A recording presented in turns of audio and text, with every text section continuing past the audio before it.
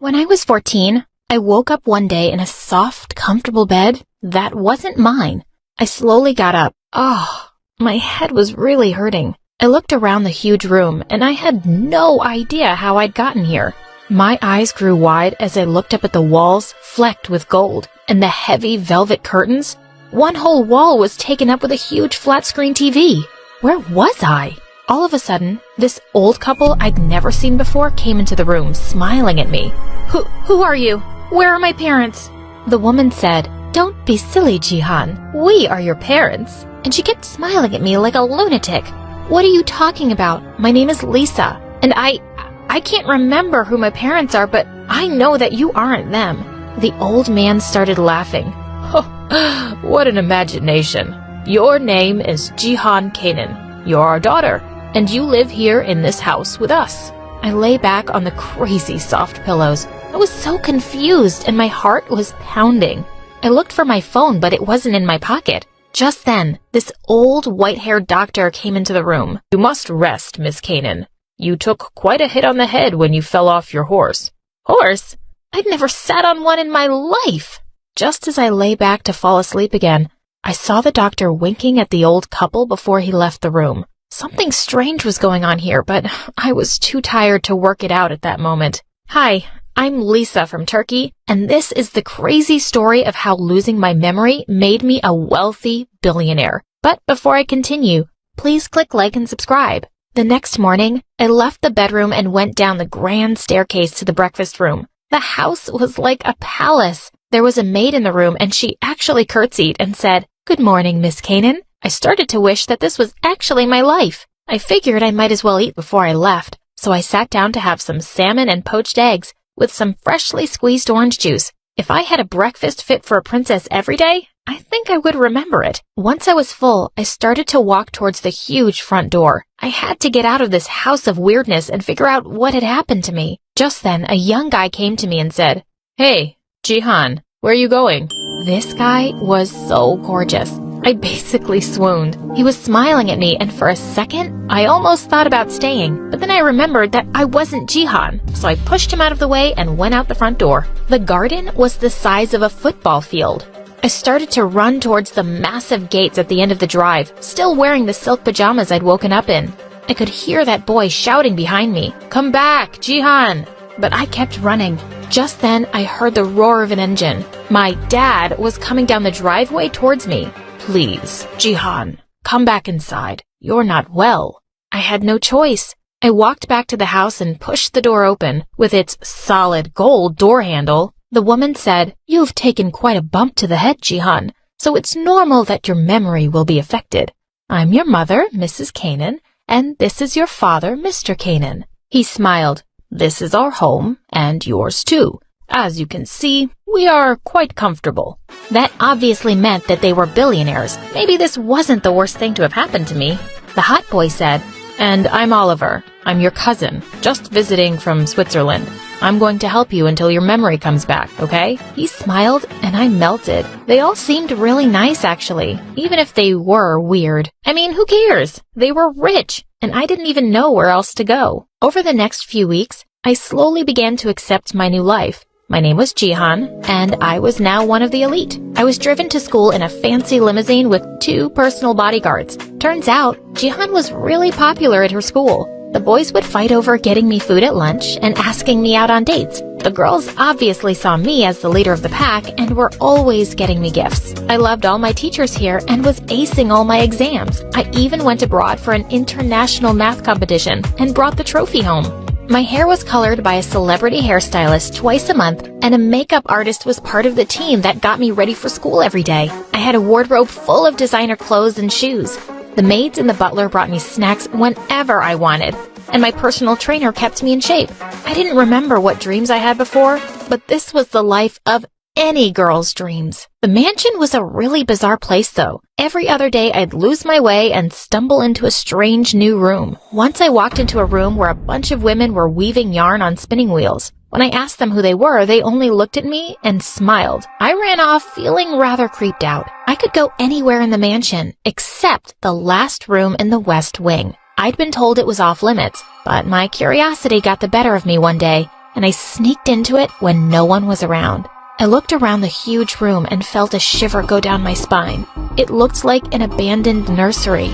There was a wall covered entirely with a faded painting of baby cupids flying in the clouds. On a huge bookshelf were lots of stuffed animals and a collection of dolls. In one corner, there was a crib that looked like it had been recently polished. I picked up the pink blanket lying in it. Who did these belong to? You're not supposed to be here. I nearly jumped out of my skin when I saw Mrs. Kanan standing in the doorway with a strange smile on her face. I quickly mumbled that I'd lost my way and walked out. As she locked the door, I could feel her eyes following me. These people were definitely weirdos. I was riding my horse one day with Oliver when a man I'd never seen before approached the stables. I could hear him arguing with Oliver, and I rode my horse closer to hear what they were saying. The man was shouting, "I have to see her.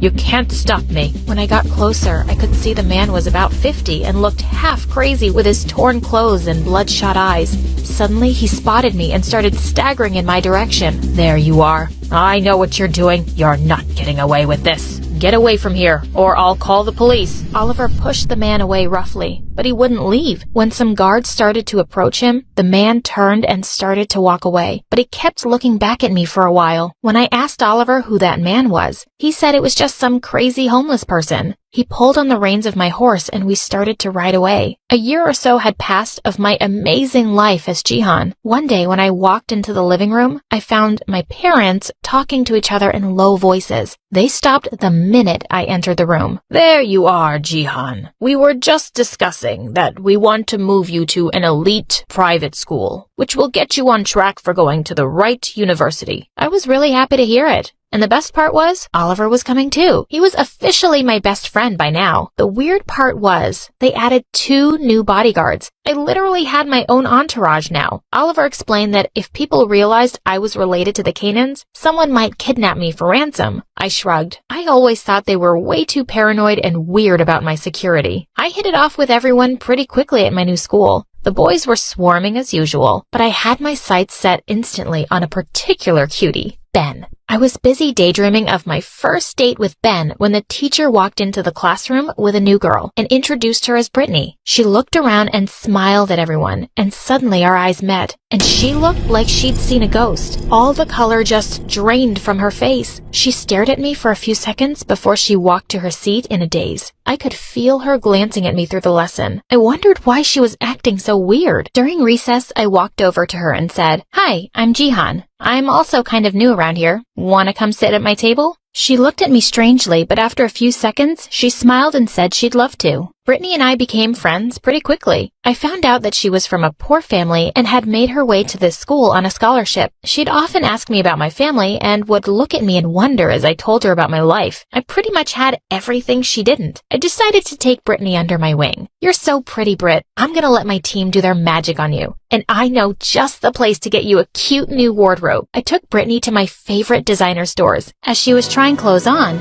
I had to admit, she looked really good. As we were leaving the mall, I saw Ben from school walking towards us. I quickly stepped in front of Brittany to hide her from his view and said hi to him with a big smile. But he just said, "Can you move aside, Jihan? I came over to say hello to Brittany." His face looked like a heart emoji while he was talking to her, and I felt furious. The next day at school, I could tell how everyone was noticing Brittany a lot more than usual. Normally, when I walked in with my outfit of the day, I had girls oohing and eyeing over me, but today they were all over Brittany, telling her what good taste she had. She just smiled and accepted all the compliments. Like, "Hello, I handpicked that dress for you." At school a week later, we got a math test back. The teacher handed me my paper and said, "Brilliant work as usual, Jihan." But then he handed Brittany her paper and said, "And even better work from you, Brittany. Top of the class." I tried to look like I didn't care, but I felt like I'd been slapped. Was Brittany actually smarter than me? Ugh. I felt so mad at her. At lunch, I decided not to sit with her, but then I noticed that a lot of my friends were going over to her table, and if Ben was any closer to her, he'd be sitting in her lap. As I went through my phone, I saw a selfie she'd just put up with Ben 2 minutes ago, and it already had 300 likes. Seriously? Was she an influencer now? Just then, Oliver came and sat at my table, laughing. "Man, that Brittany sure is funny. Oh, guess this riddle she just told me. 10 fat ladies tried to fit under a small umbrella, but none of them got wet. How did they do it?" Ugh, I don't care. It wasn't raining. and he burst out laughing while I rolled my eyes. That wasn't even funny. I couldn't believe I ever felt sorry for this witch. I really needed to put Brittany in her place, and I knew just where to do it. The tennis court. All those private lessons from Serena Williams' coach were about to pay off. I playfully challenged Brittany to a one-on-one game, and she instantly agreed. Half the school had gathered to watch us play. I knew she played tennis, but I had no idea she was this good. She was giving me a really hard time out there, but I had the lead. I smirked at her across the court as the crowd cheered for me. She served the next ball so viciously, I couldn't even react as it headed for me at bullet speed. It hit me straight in the forehead, and I flew in the air and fell backwards. My head hit the ground, and everything went black. When I came around, the coach and a bunch of people were gathered around me, looking anxiously. I spotted Brittany's worried face, and suddenly it felt like a switch had been turned on in my head. I suddenly knew exactly who I was, and I also knew exactly who Brittany was. The competitive little witch. I drifted off to unconsciousness again. Later that night, as the Canaans flew about here and there to get me food and make me comfortable, I couldn't help smiling to myself. I'd finally figured everything out, but I wasn't letting them in on my secret. Not yet. The next day at school, Brittany ran over to me, looking really sorry. Listen, Jihan, I never meant to actually hurt you, but I simply ignored her and walked away. I kept ignoring her every day for the next 2 weeks. Then one day, she stopped me in the hallway. What's going on?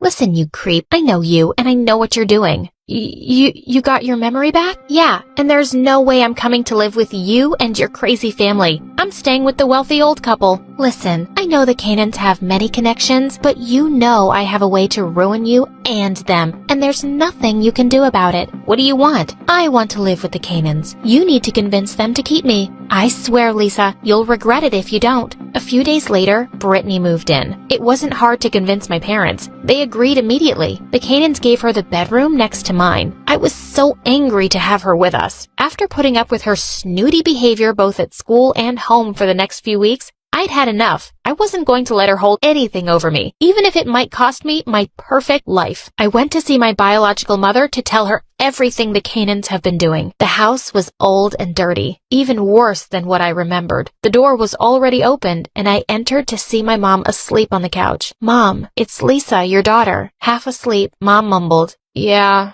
what do you want? Mom, I'm back. Mom got up lazily and looked at me like nothing had happened. You're not supposed to be here. I sent your sister to you. Enjoy her company. Now leave and shut the door behind you. I was super shocked. She gave me away? What was going on? I decided to ask the Canaans about all this. When I reached home, I found everyone celebrating Brittany's birthday. They were having the biggest party ever, and all the important and wealthy people were there. They didn't even think about letting me know. I spotted Brittany, and she was all over Oliver. She was hugging him and touching his face. I took her aside furiously. Stay away from him. He's mine. Oh yeah? What are you going to do about it? Listen, I don't know what you and Mom are up to. I went to our old house and she kicked me out. Oh yeah, she gave you away to the Canaans when you lost your memory. Dad left and she was poor. She had to give away her least favorite child, and that's you. I yelled at everyone to stop this stupid party. The Canaans looked terrified and asked everyone to leave. When the guests were leaving, I heard a familiar voice. As the crowd parted, I saw Mom. Oh, I invited her. Mom entered, glaring furiously at the Canaans. Where's my money, you thieves? Let's just discuss this privately. I don't give you my daughters for free. It's not my fault that you can't have children. You want children? You pay to have them. Okay, so Mom gave me a way to get money from them?